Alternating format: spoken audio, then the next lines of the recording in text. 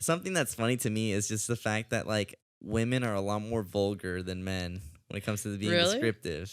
That's what I've Wow. heard, even from my own girl and other women. It's just they're very descriptive with what goes down. Guys are just like, you fuck her? Yeah. You put it in the butt? Nah.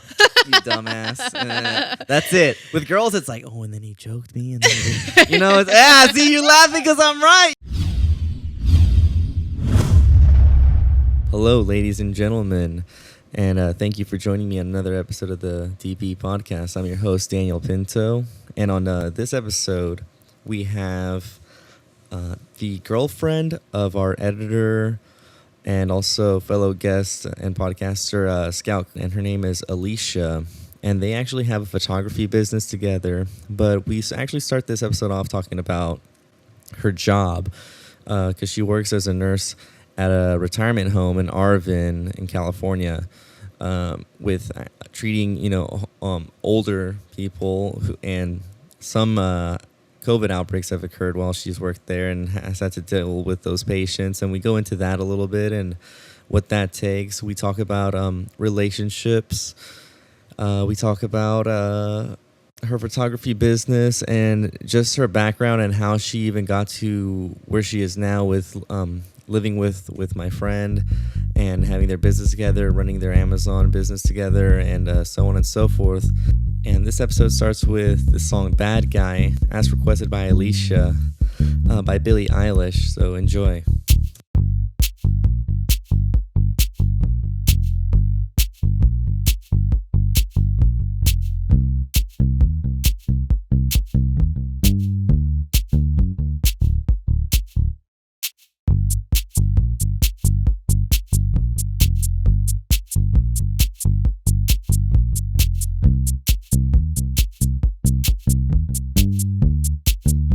Hello and welcome to the DP Podcast, double penetrating your skull through both ear holes. With me today is another special guest. She's an entrepreneurial woman, started her own photography business. She has also sold things on Amazon and successfully, might I add. And she's actually the girlfriend of the editor and audio engineer for the podcast, Scout. We have Alicia. Hello. What's up, Alicia? Hello. What's good with you today? Well, just woke up, so. Oh, really? Why is that? Well, working nights. Okay, so for the people listening, Alicia is actually currently working as a nurse or... No, a nursing assistant. Nursing which assistant. Is, no offense to the CNAs out there, but a glorified butt wiper and errand runner. Oh, wow. Wow. And you're doing this out in Arvin in a retirement home? Yeah, it's a long-term care facility, so not necessarily old people. A lot of people are old, retired. Some people just have medical conditions that make them unable to care for themselves. Okay. And one of the hot topics when you were first starting this job or telling me about this job about like a month ago was the fact that you would have to be dealing with people who could potentially have COVID. Yeah, so that's actually why I kind of signed on to do it. It's not something that anybody necessarily wants to do, but about 3 years ago, I got the certification in preparation for starting a nursing program, which I didn't actually end up doing, and got wind of this facility that had a COVID outbreak and lost a bunch of their staff and had a high population or high concentration of their residents infected with COVID. And they're having a hard time finding people to care for the COVID patients, understandably. And since we already had COVID and I randomly had the certification, I was like, well, I could probably help out. And so that's how I ended up down there. That's super nice and like selfless of you to do. And speaking on the fact that people, they're shorthanded. You were telling me today before we even started the podcast that like 3 people had tested positive, so they had to go out of work. So they're shorthanded as we speak. Yeah. The rates of positive tests had kind of slowed down a little bit. And basically it had cleared through all the residents. And this last round of testing, we get tested every 48 to 72 hours. 3 staff on the night shift did actually come up positive. So we lost a few people there. So we're a little short again right now, but hoping to breeze through the last of this. But how do you feel they're handling it procedurally, like when it comes to your own safety when contacting these patients? There's pretty good safety measures in place. Now, right now, I'm not working directly with COVID patients. We only have, I think, one currently that's positive, but at one point we had, I don't know, 20 something. Oh wow. And so when you were in the COVID unit, it's totally blocked off from the rest of the facility to try to keep everybody else safe, the staff and the residents. I mean, full PPE, plastic gowns, face shields, N95 masks. They really did their best to try to slow the spread down. It's one of those things where you can't totally stop it, especially when you have people in close contact, essentially living together. And, the staff is in super close contact with the residents. So, eventually people are going to get it. There's really no way around it. As careful as you can be, you just can't You stop caught it. Well, I wasn't exactly being careful. Right. But do you want to talk a little bit on that? Do you want to speak a little bit how you caught it? I mean, Scouts kind of delved into it with his experience, but I wouldn't mind hearing it from your perspective and figuring that out, because I feel like, from seeing your Facebook post, it seemed like it affected you deeply. Yeah. Well, how to keep it brief. And I think our perspectives are a little bit different, Scout and I. But essentially, we had been pretty strict on quarantining, following all the rules, etc. We had a friend who had gotten stuck out of the country during the uprising of COVID. And when he came back, we had a small get together with a few of our close friends. And I guess apparently somebody who was there was positive and asymptomatic. And there we go. There was 12 of us, Scout? 12 of us there? Or 10? 10? 10, 5 couples, and 3 couples ended up getting it. So Okay. it's a pretty high percentage. Yeah, it's pretty contagious. Yeah. And I mean, I think that's something like, no matter how you look at the lethality of it, it's definitely very contagious. Extraordinarily contagious. Mm-hmm. Which is why, I mean, even people who are working where you are, because I remember you told me you guys had to wear like kind of like suits and stuff, Mm-hmm. and as you were saying, the masks and everything, and still you have people Mm-hmm. working with you that are catching it. Mm-hmm. Yeah, I think that's what's so scary about it, because everybody I've known who's gotten it, they've made it through. I mean, aside from patients at the facility, we did lose a few. But the fact that it's so contagious, Sorry to hear that. and a lot of times you don't know if you have it, that's the scary part, is who you could pass it to. Like, I always, kind of knew deep down, okay, if I get this thing, I'm going to be fine. Like, I'm 35, I'm healthy, we're active, we eat well, good, blood pressure and no breathing problems, all that. But it's the fact of like who you could give it to in the meantime. After we found out we had it, that was the most stressful thing, is thinking, shit, who have I come in contact with? Like, so you got to call everybody. Yeah, that was not one of the best moments of my life, is calling people and being like, hey, so I might have given you COVID. And you don't realize how many people you come in contact with. Telling them you got an STD or something. Yeah, it kind of is. Like, you feel like dirty. Like, hey, Dang. So I have to tell you something, or like telling some guy life-threatening disease, yeah. AIDS. Or it's like some guy you hooked up with once. So I'm late on my period. Oh, no. Yo, you're making me kind of nervous. Are you here. sweating? Yeah.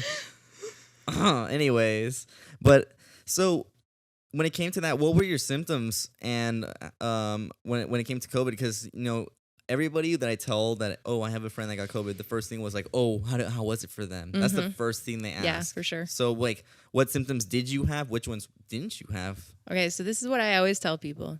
The whole fever thing is kind of bullshit. Amen. I know a lot of people who've had it, a lot of patients that had it. Don't know anybody who popped a fever. It's crazy. We never had a fever, none of that. The very first symptom I felt was we woke up one morning and I could not get my ass out of bed. Like, I was so exhausted after a full night's sleep. Like, we got up, I drank coffee, I think we had breakfast, and I was like, I'm tired. I'm going back to bed. And I thought it was just because, we had been busy or whatever. Didn't think too much of it. And then we kind of, we slept off and on like that first day, and then the body aches kicked in, and I was like, oh shit. And, you know, we kept checking our temperature, no fever, no fever. And they say that's the thing, is the fever. And so we were like, well, maybe it's not COVID. And I think it was the second day I went down and tested. And by then, the symptoms kicked in full blown. But the number one thing for us and for everybody I've known who've had it, the number one indicator has been that loss of taste and smell. It's the most bizarre thing. Like, you know, like sometimes you have a cold and you feel like, oh, this doesn't taste right. Or oh, I can't quite taste my coffee. Right. Just like you can't. Yeah. Usually you lose when you have a cold, you lose your sense of taste anyways. Yeah. But it's not like that. It is full blown loss of those senses. It is really strange. It's a very weird thing to experience. It makes like eating is difficult because textures of food is very weird without taste. So there were very few foods that I could like stomach just because like eating chips or something without the saltiness and the oiliness, it was like, this is weird. It feels like I'm eating sticks or something because they're crunchy, but there's Did no it give taste. you loss of appetite? Yeah, I ended up losing about 12 pounds over a week. And then, of course, as soon as I could taste again, I gained it all back and then some because I was like so hungry. Mm-hmm. But at first I was super excited. Like, oh, this is a good little diet. Man, if I'm going to be miserable, I might as well be skinny and miserable. It's like you get a tapeworm, like, oh, well, it's eating everything. Like, Right. why? I'm not worried. Like, I look great. It's fine. Me and it's my little fine. worm. But, so that's very interesting because I know that the doctors were kind of in denial that you had COVID because you were missing that fever symptom. Mm-hmm. Yeah, I couldn't even get tested. Like, when I had all the symptoms, I went down to the doctor. At the time, my sister was living with us, and she's a nurse who works with cancer patients. So I was like, dude, I have to find out if I have this, like, you know, because we're going to have to get her out of the house or, you know, block her room off or whatever. And went down there, and yeah, they were like, well, you don't have a fever. It's a cold. And I was like, nah, it's not a cold. Like, 35 years on this planet, I've had a shitload of colds. This is not a cold. And I fought tooth and nail, and they refused to test me. I ended up going to the county testing site where they'll test anybody's symptoms or not. And what test did they do? Like the currently have or the antibody test? they did the current test, the little nose swabby one. That's what like they the did. touch your brain one. Yeah. That first one I had done was the touch your brain, get up in there, scrape some of your dura mater out. But every one I've had since then has been like the soft little, it's like a teeny tiny toothbrush that they rub on the inside of your nose. So it's not quite as bad. And at this point, I'm used to it. I did that one last week, I believe, at CVS. Yeah, it's not. Yeah, those ones aren't that bad. But No, in not the at all. beginning, they didn't really have access to like those tests. It was. But I heard those tests are a little faultier. I don't know about that. I can't speak to that. I know in general the tests aren't entirely reliable, but mostly not because of the test, but because of the timing. Just because it's hard to pick up that viral particles if you're not having symptoms. So a lot of people come up negative when they actually do have it. So. Okay, that makes sense. But so just going back, like, you have your own photography firm or company, right? Mm-hmm. And you are originally from the East Coast. I'm not going to say specifically, and not just because I don't know, but anyways. You don't know this? I forgot. What was it? Come on. Carolina? Atlanta? No, Carolina, not Atlanta. Hey. We're at Scott. Why are you giving him hints? What kind of accent do I have? I have no accent, right? Not right now. I can't tell.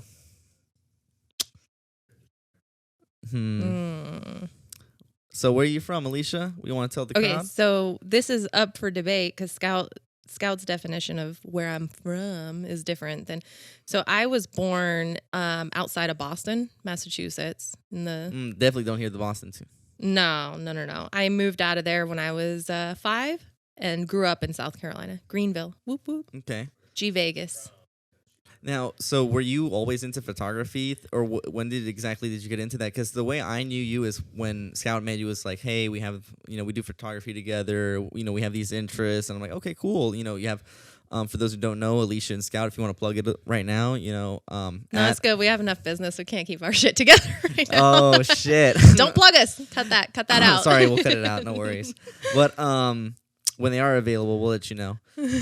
But yeah. So just how did this all go about before Scout was even in the picture? Because for those who don't know, I don't know how open you want to be about this. We can always cut this out. But I'm an you're open book. currently going through a divorce. Mhm. So you were. I'm assuming you were married when you started this whole thing. Mm-hmm. So Well, I'm still married. But. well, still married, but earlier in the marriage with happier memories, younger children. For those who don't know, Alicia has 2 beautiful children, and they actually go to the school that I went to in elementary school. Funny enough, but something that's interesting is Alicia is 10 years. 10 years older than my Boy Scout over here. And I know there's also some social stigma that comes with that. And I'm sure those who are listening already thought, depending who's listening. But before we get into that, please, explain how you even got into photography, So when I was younger, when I was a teen, I kind of had some interest in it, but never really blossomed anything, never took any classes or anything. I just have my little cheapy digital camera with, back in the day and, just stupid little pictures and stuff. And it kind of left my mind as I entered my 20s and moved out to California and stuff. And, And when you moved out to California, it was because you got married. And yeah. So for what reason exactly? My ex's family lives here, and I don't in Bakersfield, where we are here in Bakersfield, California, and I don't have the best relationship with my family. I mean, I love my family and have a special relationship with each of them, but we just weren't a super close family, and I really felt like with his family they were really close, and I don't know, it was just time for a change. I want to try something new. I was young, just married, and we were like, let's go. I mean, granted, I didn't know it was I had never been to Bakersfield, so I didn't know what I was signing up for. Yeah, man. Got here and I was like, what the fuck? Yeah, I know. I was telling my girl when we were coming to visit, I was like, don't put your standards too high. Mm-hmm. I mean, it's basically like Oklahoma and California. I was thinking like LA, palm trees, everybody in bikinis. Right, that's what everybody thinks. Rappers on the Bakersfield street. is diverse. No. I mean, California is diverse. Yeah, it was not what I expected. But yeah, we came out here, and then within a year of being married, came up pregnant. Congrats. Well, that's long. A little late. I was gonna say she's better late than never. She's almost 12. So. Yeah, I met her. So at that point, you guys get along? No, I'm just kidding. Oh God, it depends on the day. Freaking preteens, they're right. They act like they know everything. The freaking hormones are unreal. Yo, and she's a girl, so I can only imagine. Oh my God, some days I just want to throw her out the window. But yeah, I love her. She's cool as shit. So anyway, when she was born, we were poor, man. My husband had a low-paying job, and I wasn't working. But just to backtrack a little bit, because I see, you married him into that situation knowing that you would be poor, and you're like, hey, I see the potential in this man, and I want to build with him. And that's something that I see a lot of women don't do nowadays. I mean, I know, I don't want to say you're older, but your generation is more in tune with that, while I feel mine is not as much. What do you mean we're in the same generation? Come on. I guess we are, but I'm saying that 10-year gap. Yeah, there's a huge, it is. There's a difference between difference. TikTok and not having TikTok. I think. Well, I don't necessarily think it's a generational thing. I think it's just everybody's different, and I have friends that were, who at that point in their lives would still say like, "Hey, I'm not going to marry a guy that doesn't have a house, that doesn't have a 6-figure income."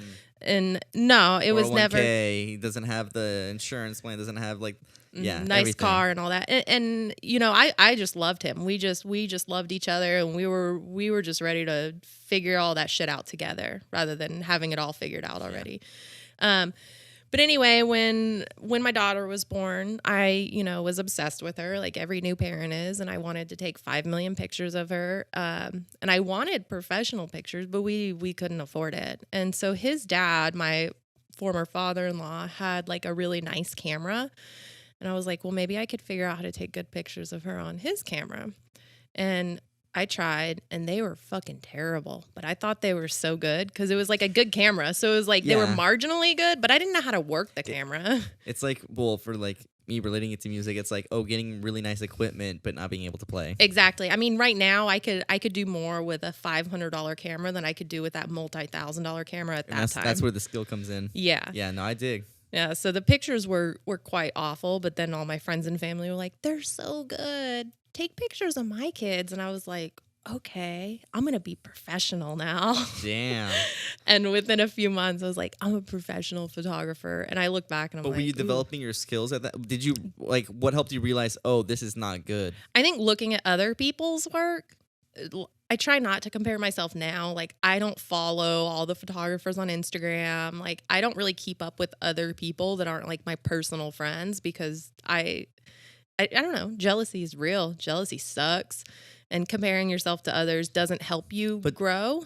one thing is, for at least for music, is you want to experience and listen to as much as possible, like influences wise, because you want to know what's out there Hmm. to because it's like if you are in a room, never listen to anything, and you invent tapping, but Eddie Van Halen came out in the late '70s, then you've just been wasting your time.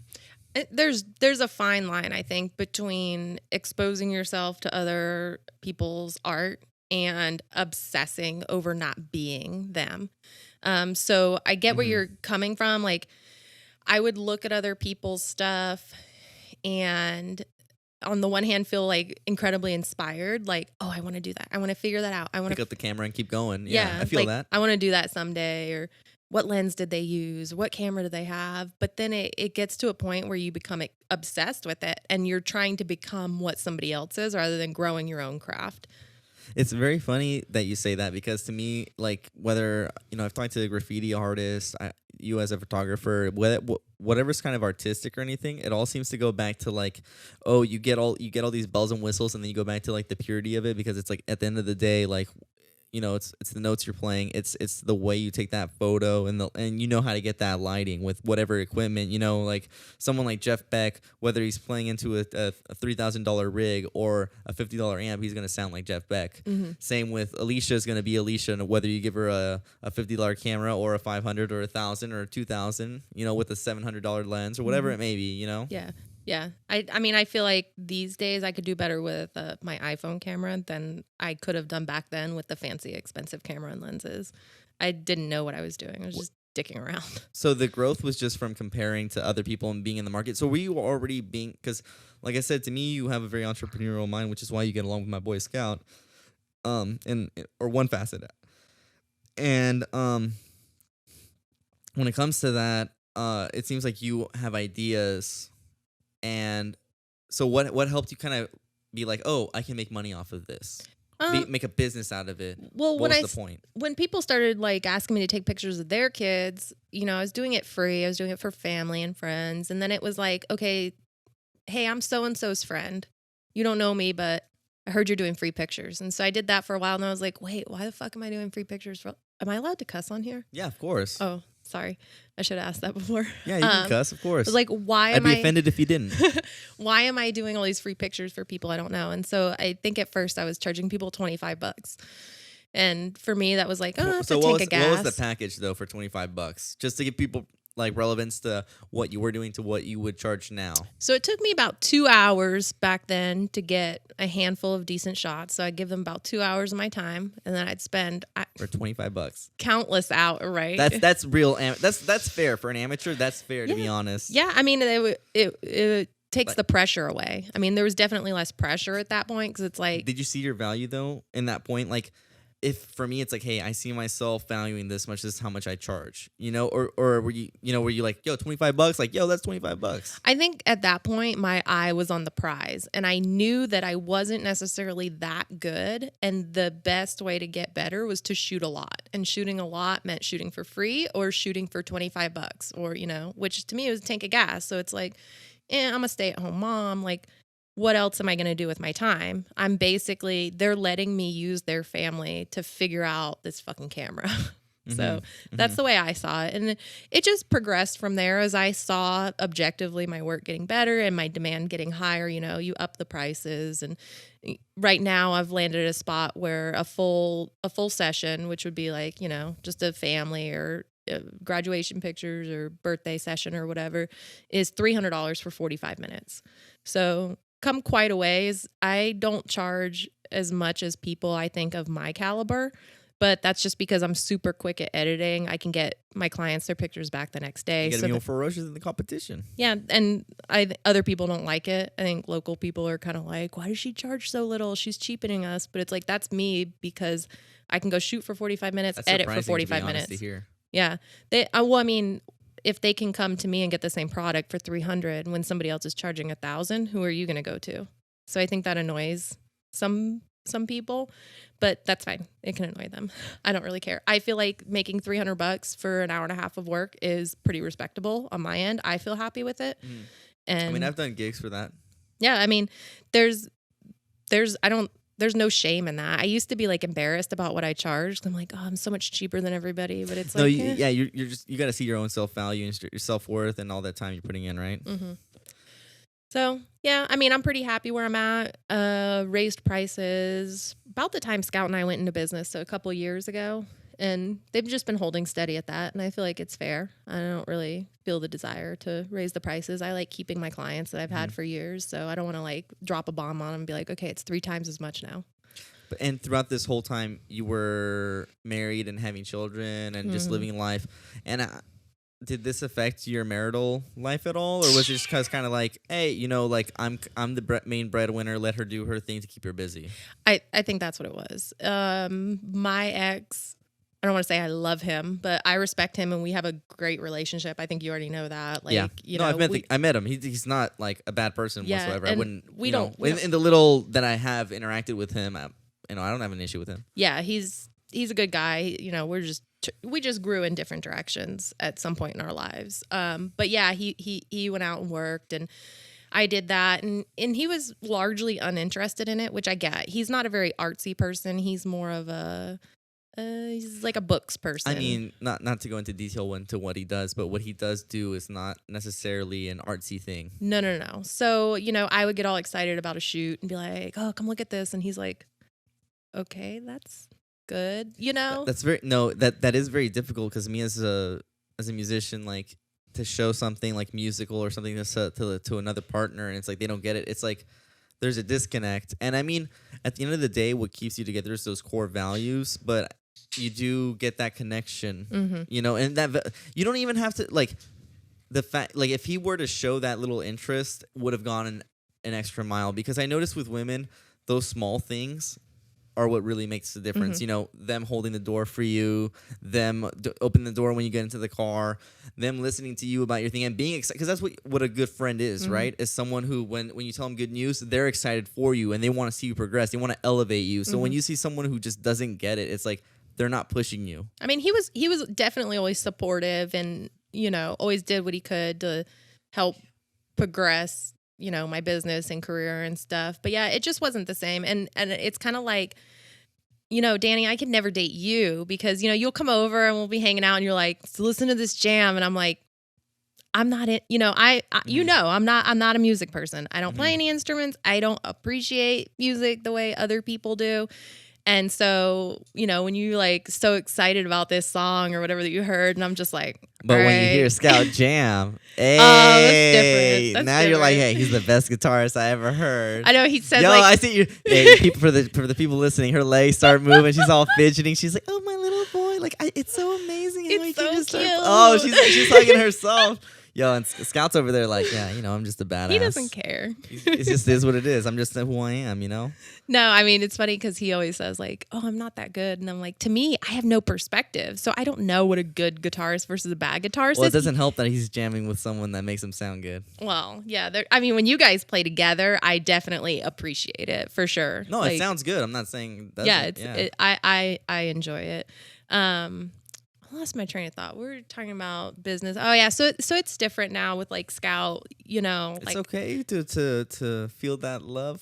I can show him a picture, or he'll even look over my shoulder sometimes when I'm working and be like, oh, that's really nice, and that feels good, you know. And I love like looking at his videos and seeing what he made, and it's just like a cool, you know, because I do photos and he does video. Do you feel like that's part of your love language? Is just having that acknowledgement and stuff? Or do Yeah, you think that's I just, think I feel so. like most people want that acknowledgement in Yeah. any facet. To I mean, know I that I like do. you're doing a good job or somebody appreciates it. I mean, of course my clients appreciate it, but it's like, they're paying me. They kind of have to. But it's good to have somebody to like bounce thoughts off of too. Like, hey, does it look better like this or like this? And it's like, my ex would just be like, oh, But it all getting looks that the same. validation is like cocaine, like for the rat. Mm-hmm. It's like, oh, like, yes, like that makes me want to do more for you. It's like, oh, like you appreciate this. Like, oh my gosh, this is great. I want to appreciate you more. Mm-hmm. And I noticed that, like, I was telling my girl about this. Like, I know, like, when it comes to women, they're nurturers, right? Mm-hmm. I'm not trying to categorize That's sexist sexist, things. but yeah, Yeah, go I on. understand. It's fine. And what the guy puts in the garden is what she's gonna grow. No, absolutely. I You mean, know? I'm very pro woman. I'm very Yeah, you're a very progressive woman. I wouldn't borderline argue that. feminist. I don't know, like almost cried Not when third RBG wave. died, but Mm-hmm. But also I do recognize that there's value in traditional roles. I mean, Psychological too.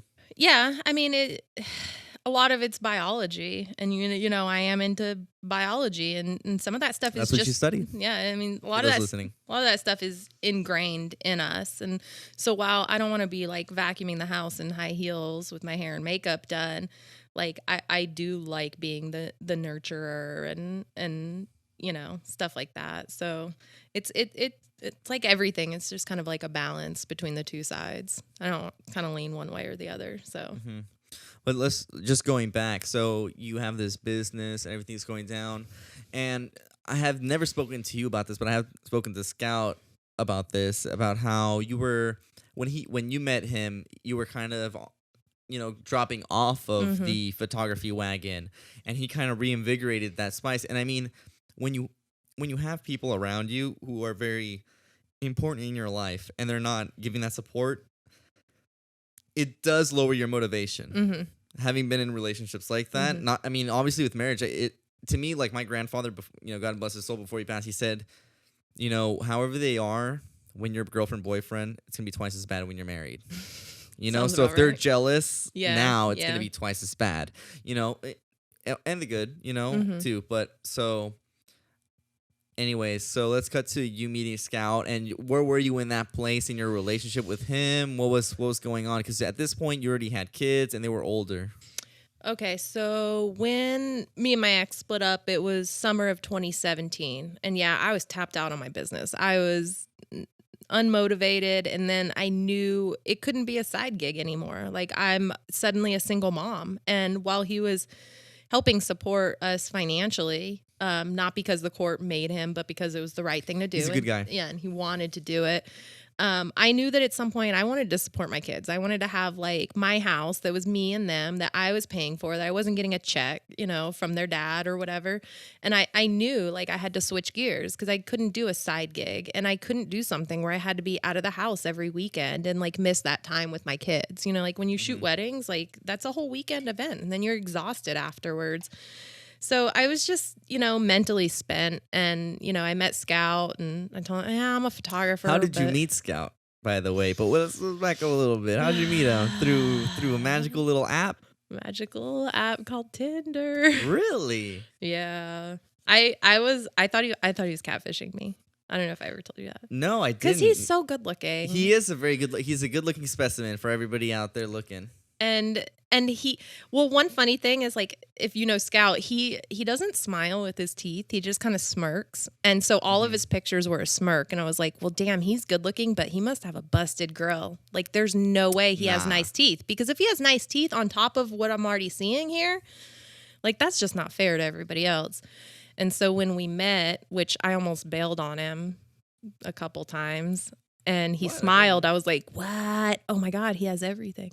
But so, when you met him, when you looked at, because age is on Tinder, was there ever a factor in that for you at all, or were you just kind of like, yo, I need some of that big dick energy in my life? Well, you laughed because you were like, yeah, come on, yeah. No. Well, first of all, I hadn't Can we seen pause his real quick? pecker. No, you felt the energy. Oh yeah, Big dick energy. I didn't say he had a big. I said the energy. Okay. Okay, but something that's funny to me is just the fact that like women are a lot more vulgar than men when it comes to being Really? descriptive. That's what I've Oh. heard, even from my own girl and other women. It's just they're very descriptive with what goes down. Guys are just like, you fuck her? Yeah. You put it in the butt? Nah. You dumbass. That's it. With girls, it's like, oh, and then he choked me. And then see, you laughing because I'm right. Yo, yeah. Like Scout's like, hey, I put it in Look, work. Scout's smiling because he had never actually choked anybody until I told him to do it. Oh, shit. You Damn. acted all like, what? You're like, you sure? Is she crazy? And then he did it, and he was like, this is great. Hey, man. Hey, that's real love, when you got their life in your hands. So before I met Scout, I had done quite a bit of dating, and I had gone out with guys my own. What? Why are you air quoting? What did he say? Quote dating? No, he's just saying, leave Scout alone. It's just you and me. No, but what did he go like he this? He said, quote, dating. Quote, yeah. date. Okay, yeah, fucking. Yeah, yeah. You were fucking around. No, there was a couple guys that I legitimately dated, but look, as a single mother, just to preference this, because I dated a single mother who was crazy. But you, as a single mother, was like, hey, I'm not having people meet my kids. There's certain regulations, there's certain rules as a single mother that we can go into. Mm-hmm. I was extremely guarded. The other guys that I had gone out with, I had gone out with guys my own age, guys that were dads, guys going through, guys that were in a similar. What'd you learn from dating guys who also had kids? That I didn't want to date them. Is that a little hypocritical? Yes and no. But just to clarify, I'm saying it's hypocritical because they had kids, and I'm assuming that's the reason. No, that's not the reason. It's that I kind of saw, like, I had gone out with one guy who was around my age, maybe a year or two older or younger. I don't remember. And, I would ask him about his kids, and he was very wishy-washy. And I'm like, how often do you have your kids? And he's like, well, my ex is crazy, so blah, blah, blah, blah, blah. And that's always fun. All I'm seeing is, like, red flags. Like, because you have to deal with that for the rest of your life. Yeah, not trying to deal with the quote-unquote crazy ex-wife or whatever. But also, like, I don't know. It just showed, like, a level of, like, okay, if you can't get along with, like, the mother of your children, like, I just didn't want to bring that into my life. And to be quite honest, no, I don't want more children. I don't want to be a stepmom. Like, I love my kids. I love my family dynamic. I got one boy, one girl. They're older. I don't want to go out with somebody who's got babies, toddlers, teenagers. And something I've liked to say is the only place where you can be prejudiced is in your relationship. So for you to be like, hey, this is my standards, or this is what I'm seeking, there's nothing wrong with that whatsoever. Like, for the people, because there's people who look at that and they're like, well, how could you? I'm like, yo, it's what she wants. It is what it is. I gave it a chance. I mean, I dated around quite a bit, and then I realized I had certain preferences. And unfortunately, or fortunately, I don't know, however you want to look at it, like, I realized that younger guys were, like, more in tune with where I was in my life. I had my kids young. I got married. So what do you mean? Because I got married young. I had kids young. Like, I did that whole thing when my friends were partying and traveling. And so you felt like you didn't experience your 20s, so you're like, hey, a younger energy is my vibe. Because for example, with my ex, she had a kid in her 20s, so she was still acting out her 20s while having kids. But, like, her kid was little still. That's a thing. And I think that's, like, the difference. Like, when they were little, I didn't want to, like... That's what I mean, though, is she was still acting out her 20s while having this big responsibility. Yeah. So when I got to a point in my life where it's like, shit, I have every other weekend free. I have, time where I can travel and do adult things and go out to bars and stuff. I wanted to do that. I mean, I missed my kids terribly, but I wanted to, like, and you wanted some PTSD. What? Some pretty thick and strong dick. I wasn't looking for that, but if you find you found it, if you little... find it, you find it. So Amen. I had gone out with this one guy kind of for maybe a couple months before I met Scout, and I really liked him, and I thought we vibed pretty well, but he just had, like, some weird, like, hang-ups about his ex and his mom and blah, blah, and our age difference and all this. And so we kind of, like, drifted apart. And then there was another guy I went out with, and things seemed to be great. But then he accused me of, like, wanting something serious. And he was like, I'm not trying to get married. I was like, I'm not trying to get married either. And he wanted to meet the kids. And I was like, going back to what you're talking about, introducing guys to, your kids and stuff. I was very guarded with them. I wasn't letting anybody meet them. Like, when I had my kids, it was kid time. I didn't have guys over. Like, You're 100% best mom, MVP. Yeah, I had like just two separate lives basically. When they're gone, I do this. When they're here, I do that. And I don't know. And then I just came upon Scout as those last couple of relationships kind of just fizzled, and I was just like, yeah, I'm not really feeling this that much. And then it came when you weren't looking. Yeah, and then here we are. I kind of thought it was going to be like a one night, let's go get drunk and have fun. And yeah, you can't see. Danny's looking at his girl. You were supposed to be a one night stand. Yeah, it's always that way. That's why I'm like, yo, man, sometimes you got that big dick energy and the girl want to stay for a little while because they're a little intrigued. I fought it for a while, and I think it was like the next day. I won't say. He tried to hang out with me. I think the next day he asked if he could come over, and I was like, nah, I'm good. And then, I sat on it for like an hour, and I was like, you can come over for a little while. And then, well, here we are. Mm-hmm. One thing led to another, and here we are. Yeah. And was it an immediate attraction, from talking to him? Or was it more like, I'm reserved because I have this baggage and I know what can come of this, so let me be cautious because I have not only myself to think about emotionally, but my children? Because at the end of the day, you want to have that partner, to raise that child, because you want to. I feel like marriage is, at the end of the day, for not only for you and your partner, but for your children to have that example of what a functioning relationship would be. And you want your children to see what that is, and you're always striving for the best because you want them to be the best. Yeah. I mean, in an ideal world, me and my ex would have worked out.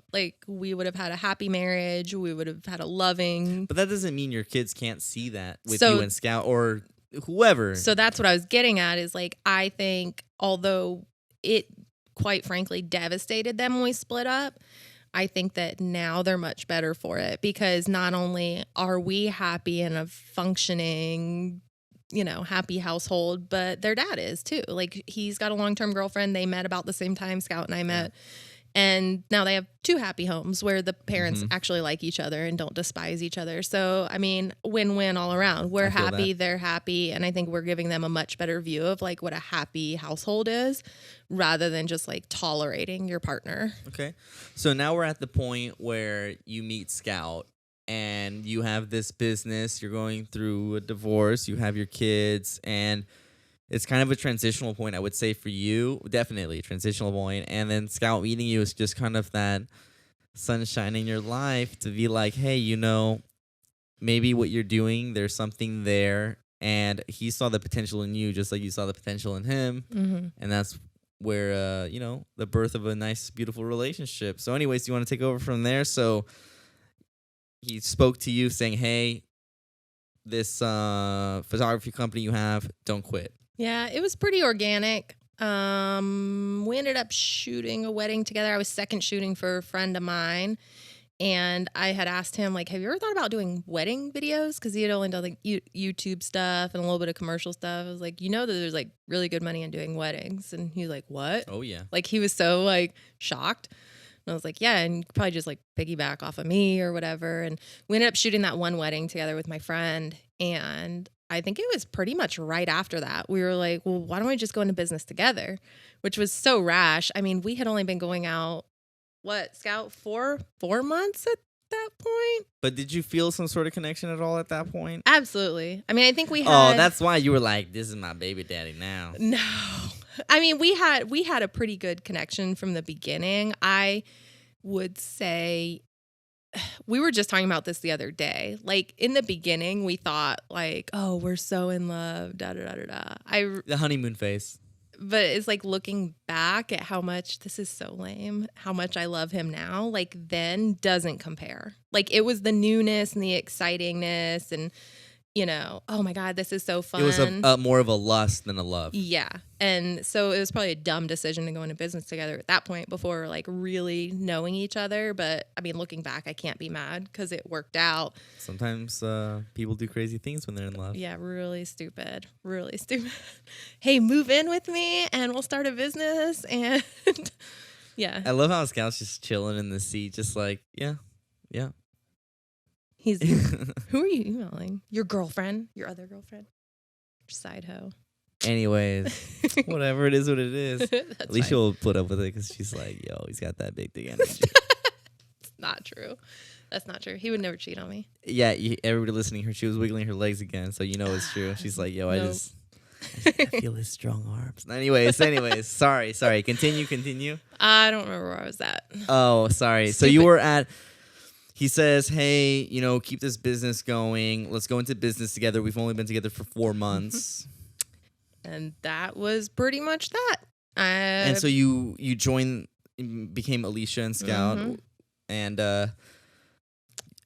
rest is history for that. Yeah, and I mean, luckily we had a pretty good springboard because I already had a really good client base. After 10 years in business, I had, lots of clients and friends of clients. And so it wasn't exactly like starting a business from the ground up. Like we already had a pretty good head start. And then it was like, well, I'm already booking photo for weddings. Like, let's push the video on them. Let's give them a little taste of it, do an engagement video and see if they like. And we've been super duper lucky. I mean, it's kind of surreal that like Scout was able to leave his like full-time job at the news station. Like I don't have to work. I choose to right now because of the health crisis that we're in, and hey, money is money. So, put some money aside. But I mean, I don't like to use the word blessed because I don't think God like sprinkles little blessings on people who deserve it or something. But I would just say we've been very lucky to be where we are. And we've had a lot of support from friends and family and clients. And yeah, you're blessed. Yeah, we're blessed, obviously. Also, Scout's just a lucky person in general. I mean, the fact that he met me, luck. Right?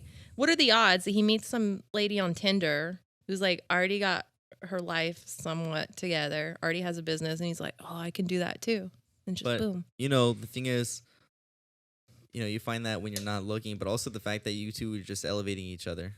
That's the thing is, you're growing together and you have that similar interest, same things. Because like I see Scout think of something, and I'm like, to be honest, I had my reservations about you, not because of the age difference, but because of your children and stuff. I'm like, hey man, like be careful. And we'll get into this in a second. It's like you don't know what you're getting yourself into, but after getting to know you better and stuff, it's like, oh, okay, like, yeah, you're a good fit. Like, obviously now I'm like, yeah, I don't care that you guys, well, not that I don't care, but I'm like, yo, it's cool that you guys are together. It's,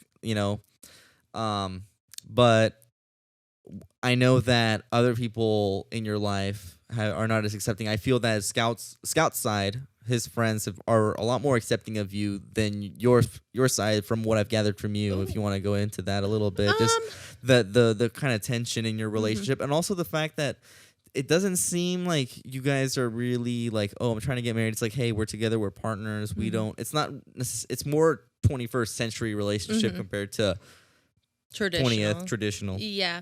Well, I will say my friends definitely had their reservations at first. I think for you guys, it's almost like it was kind of kitschy, like, oh, you got a MILF, like I feel like younger guys, not you specifically, but I'm just saying like the younger crowd, like that is a thing right now. Like, right. Yeah, it's the number one search thing in porn is MILF. Okay. So you can't deny it. But I think that like, obviously younger people are definitely more open-minded. My friends, I don't think had any malice in their hearts when they were like, what the fuck? I think it was more like, dude, don't like fuck things up. Like you have your kids to worry about. Because it does look everything moves so quickly. It wasn't what we intended, but it was like the timing just worked out that way. Like we were kind of thrown into a situation, without getting into too much detail, where it was like shit or get off the pot. Like we either have to move in together right now, or we don't know what's going to happen. With him moving back to Bakersfield, and he was living with his dad, and things were just complicated. And so I think my friends... Look, but you can't be putting all that information with your friends or whatever, because it's like, hey, that's your personal information at the end of the day. And I feel like you're leaving a steps out of your relationship, obviously, with people. Yeah, but I don't know. My friends have seen me at my best, and they've seen me at my worst. And I think at the end of the day, they only have like my best interest at heart. All that said, it was rocky in the beginning. There were some disagreements between my friends and I, and between my friends and Scout, and some heated, lively debates. But I think now we're in a good place. Like we have a great supportive friend group. They don't the age difference and our strange beginnings don't really come up anymore. Like they love Scout, and I don't. I mean, It's just everybody has their like stereotypes or preconceptions of what it is before they even see what it is. well, yeah, and I think like it. I try to put myself in my friend's shoes, and if I saw them making the decisions I was making at the time, I would be kind of side eyeing, like, okay, I love you and everything, and I want you to be happy, but like, yo, think. And I'll say there were probably times that I wasn't thinking quite clearly because you are blinded by lust and excitement and fun and everything. And I wish that we could have like taken more time to get to know each other before like making all these commitments, starting a business and moving in together. But it is what it is. And luckily, like it's worked out for us. So, you know, no complaints on that end. But there's definitely some stigma. And I think like now when we go to like restaurants sometimes or bars and they like ID us, they do kind of like take a second glance at the, you know, our ID. Because he was born in 94. I was born in 84. And so they'll look at it and they're like, huh. Like you can see like the wheels spinning, but quite honestly, it doesn't bother me. I think it did for a short time, but now it's like it's just the way it is. And truthfully, I think you know this, Scout's way more mature than me. So it's not a matter of like, oh, but he's so immature. It's like, yeah, there's knowledge that I have from 10 more years experience. How can they say that though if they're like, oh, he's so immature? I'm like, you don't even know him, bitch. Get the fuck out of my life. Yeah, I mean, I think anybody who knows Scout now is like, yeah, he's more mature than her. Like, he's definitely the more grounded one. No, I don't know about that. I think you both keep each other in check because Scout can do some dumb shit too. And I'm sure you can attest to you putting him in check. I think you're giving him a little bit more credit than you're giving yourself, you know, because you definitely balance each other out. Yeah, there's definitely, I think, things that I can offer to him, like just experiences that I've had, like, say, buying a house and having a mortgage, having a business, and, you know, parenting. Not even that, just being able to give him advice and look out for each other, because that's what a relationship is, right? To look out for each other. Like, there's things that Scout says, and I'm sure, and you've been like, hey, that's not a good idea, or, yeah, I support you, and, you know, it comes to that point where you have to make a choice whether to go through or follow through with that decision or not. Yeah, right? It's, I mean, without getting super You mind cheesy. if I take a hit of that pen? Yeah, it's good. It's a nicotine pen, guys. We're drinking White Claws and drinking nicotine pens. We're Drinking not endorsed. Drinking. We're not drinking nicotine pens. But without being super cheesy, I think like it's pretty close to an ideal relationship. Like, and I think everybody around us sees that. Like, we're not fake about, you know, we've told you about our problems and our arguments, and we will bounce our disagreements off of friends and be like, so what do you think? And like, we genuinely want to hear other people's perspectives. And there's a great value in that. Like, my ex and I kept a lot of our problems hidden. Like, you know, we just wanted to have this image of this perfect, happy family, this perfect house and kids and everything. So when you got a divorce, nobody saw it coming because you were portraying an image. Yeah, everybody was absolutely shocked. And I really, truly had to convince my friends, like, no, we're very unhappy. But we had just played this, you know, game all along of like, it was basically like fake it till you make it. Like, we knew we were unhappy, but we thought like, okay, if we portray this image, maybe we can convince ourselves. And I think now it's like Scout and I have had very heated debates, you know, with you guys and with you have with my friends, and we're genuinely interested to hear other people's perspectives and use those friends as like a tool to help us like grow and learn. And I think that's just the main difference in our relationship is like we're interested in like making things legitimately happy and stable and not in a fake way. Well, you know, something that's interesting is I don't know if Troy wants us to talk about it because it was a conversation between us, but maybe you shouldn't have said his name then. Right? You should, our friend. Don't worry, our friend. Don't worry, we'll edit it out. Scout, don't forget. Anyways, but this friend, we ended up talking about a little bit how you guys kind of talk about your relationship issues in front of us, and I'm like, and we talked about whether that's right or not. You know, because it's like sometimes you want to keep that private, and maybe you don't want to bring that up. Not that I have an issue with it whatsoever. It's just sometimes I'm like, hey, it's not that it's a topic that can't be discussed or is uncomfortable to hear, but it's like, hey, maybe that's something that should be personal between you two. But at the same time, the fact that you're willing. I think that just shows the stigma that's in society because we should be able to talk about it. Absolutely. And I think if Scout ever came to me and was like, yo, that was not cool how you brought up our argument in front of my friends, I would absolutely respect that. And I think he would do the same. But that's the fact. The fact that you have that open communication enough for him to be like, hey, you know what? I have an issue and I'm willing to have a fight or an argument with you to make this better shows that level of maturity in a relationship that a lot of people don't have because I've been in relationships where it's just brushed under the rug. Oh, it'll get better if you don't think about it. Yeah, I know from experience that doesn't work. Of course not. I mean, we've had blowouts. I mean, we've had near breakups and we have like brought some of our dirty laundry out to the forefront. I remember one specific time that same friend that you were just talking about, he was over here and we had a discussion with him about I won't bring it up in specifics, but a problem in our relationship. And even with his limited experience, I think he was able to objectively give some advice to both of us on the disagreement that we were having. And I truly think it helped. Like during that time, we were going through kind of a rough patch. And I think he was able to give us both some perspective, like, hey, this is her side. Hey, this is his side. And even though he doesn't have that direct experience himself, it helped. And I just think it's kind of like therapy, you know? Like I try not to like knock on Scout or air too much dirty laundry with my girlfriends, but I love getting together with them and being like, you know, some days it's like, oh, Scout did this and it was so sweet and oh, I love him so much. But then other days like, that motherfucker, he pissed me off today. But the thing is, I feel, you know, because something is Scout is a very good handyman. He does like, I mean, I'm looking right now as we speak at something he built, you know, in the room that we're doing. Yeah, exactly. And it's like, maybe you get angry at him, but at the end of the day, you're like, man, like this guy really does care for me. Oh no, I have never. Well, I won't say I've never doubted that. I'm standing on carpet he bought. Well, we bought it together. We bought this carpet together. Donald Trump bought it. But he cleaned, thank you, Trump. He cleaned that carpet today, which, you know, is helpful. He's absolutely like pretty much as close to the perfect partner as you can get. Like he pulls his way, you know, when I sleep during the day because I work nights, he makes sure the kids are logged into school and he feeds them and he runs errands, he cleans, he cooks. Like he does everything that I would do as well, which I do as well. And I guess the last thing just to touch on is just the fact that you guys have a business together with Amazon and just staying at home, and you guys are selling some wedding guest books. Correct. Yeah.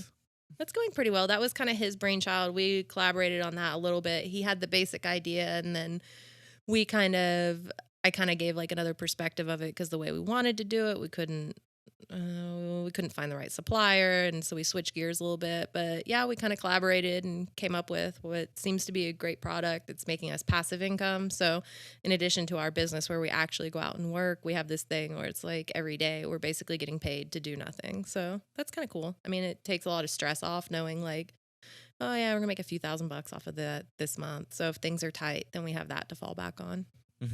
Which is great because like Scouts, and it seems like you also have kind of also had that mind like, okay, how can we make some money? How can we figure this out?